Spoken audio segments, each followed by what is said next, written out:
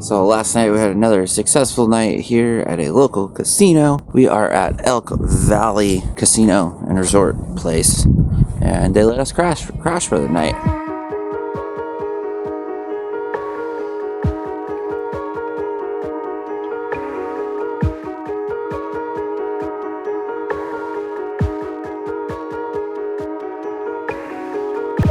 So over here in the old growth area, they call it the deep forest.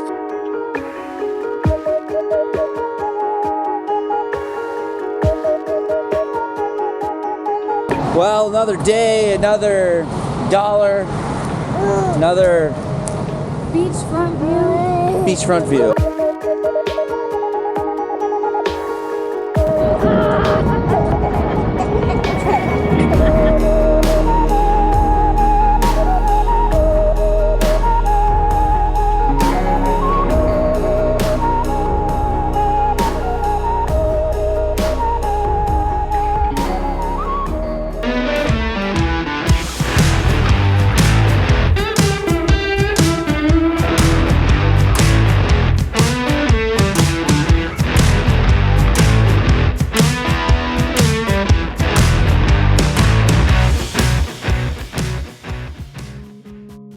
What's up, everyone? Melissa, Lincoln, and Jesse here with Adventure Endeavor. Thanks so much for joining us on this adventure. In this video, we explore Redwood National and State Parks, drive Holland Hill Road, hike the Grove of the Titans, and share some unique camping options on the Northern California coast. So up here in the Northern California coast, you have a couple options. Main option being roadside turnouts. Some of them say no camping, some of them don't, so that's going to be for you to find and determine and do all that. The other pretty good option for free stuff is casinos. This one wants you to get a Players Club card, which is no big deal. Other than that, it's free.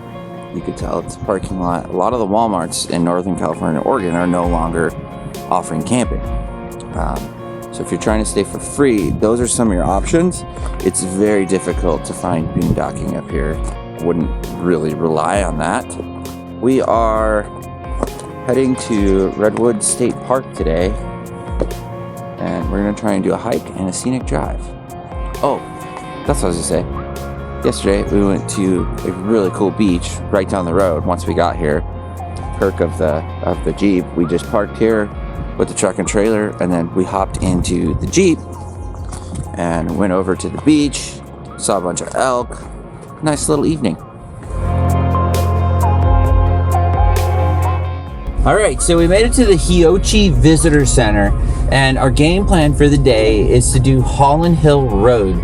So it's a very tight, windy road that goes through the Redwoods, and it's dirt. Definitely do not bring an RV. Another perk I have in the Jeep is we can leave our trailer and truck here at the visitor center and take the Jeep and do the scenic drive. But there's a lot of hikes along the way. We plan on doing a couple of the smaller ones just so we can kind of see the area. Couple interesting facts. One, we learned that California has the oldest, the tallest, and the largest trees in the world. So the oldest is the Bristol Pine Cone Forest up out of Bishop, California. The tallest is the Redwoods. Coastal Redwoods. And the largest, diameter, giant sequoias. Is the giant sequoias. Yep. So that's one thing we learned. Another thing we learned is that this is a state park. There's 3 state parks in the Jedediah State Park. There's Jedediah, Prairie Creek, and don't remember the name of the third one. One other one. Anyways, they were set up to protect the Redwoods, and then eventually the National Park Service kind of joined them and bought up more land even around the 3 state parks. And now they kind of work and do it all together, maintain and keep everything nice together. So that's kind of the unique aspect. So not a lot of state and national parks work together. He said that's the only one in the country.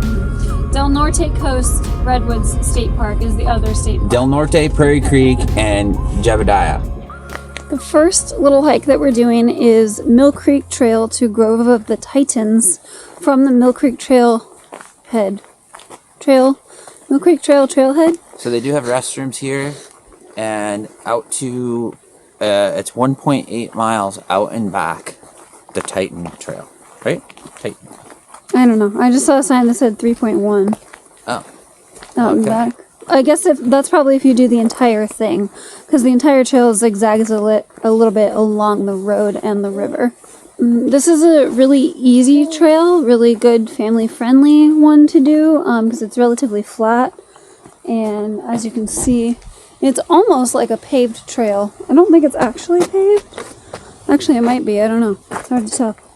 But yeah, so you lots of overgrowth. We parked here. There we go. This is one from here to here is 1.8. That's what we're doing. But you could keep doing Mill Creek. It could literally will go all the way to the Smith River. But we're not doing that today. Okay, so just from here to here and back is 1.8 then. Correct. Got it.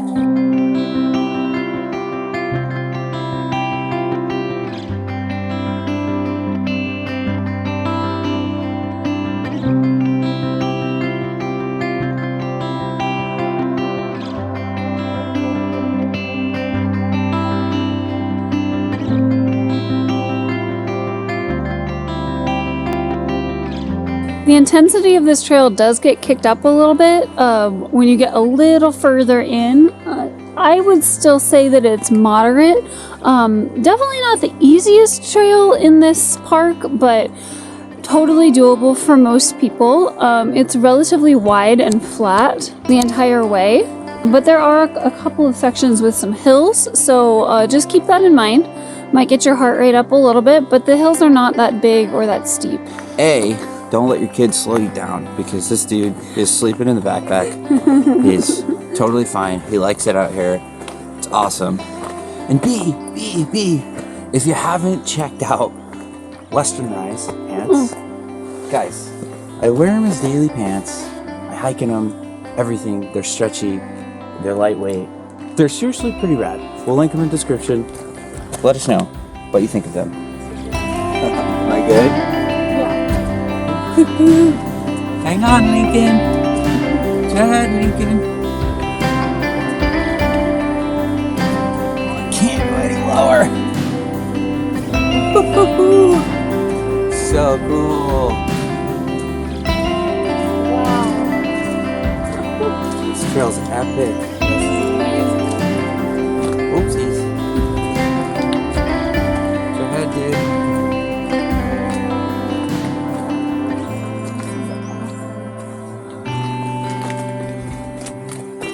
Low bridge.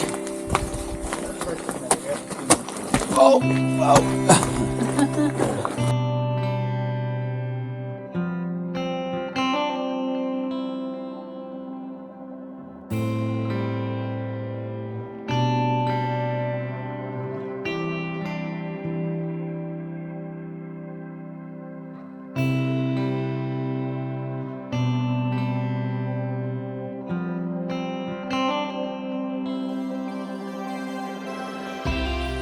So over here in the old growth area, they call it the Deep Forest, there has been a $2 million project to install these metal grates, walkways, for I don't even know how long, but it expands like pretty much the entire section of these really, really old, larger old growth trees that make it, I mean, some people say that it takes away from the experience of the forest, but I mean, I think it's kind of neat. I get it. At least the one thing that I like about it is people stay on, I would assume people stay on trail, because it's like so easy to stay on trail. Lots of times new trails are getting made every which way when there's not something like this. So I think it makes it more accessible for like maybe older people. Definitely. It's still very steep in sections of this trail though. At least it kind of blends in, like it matches the color of the forest with the rust color. They like didn't even do it, they decided to let it rust. Yeah. I don't know. It's different. This area is amazing though. It's really deep and moist in here. Oh, see, look, all the way over there. Wow. These trees are humongous. Whew.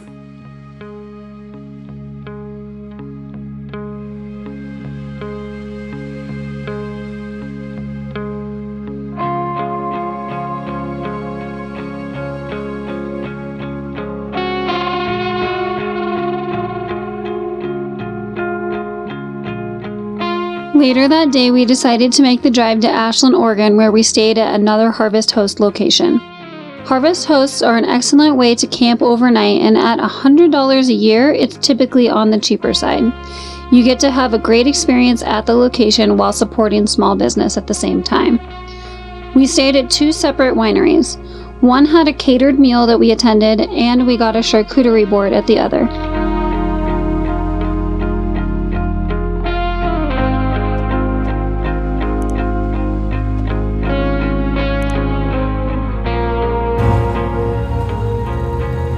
Hey guys, just wanted to thank you so much for watching. Make sure you tune in next week as we tackle the Oregon dunes and get a little bit in over our heads.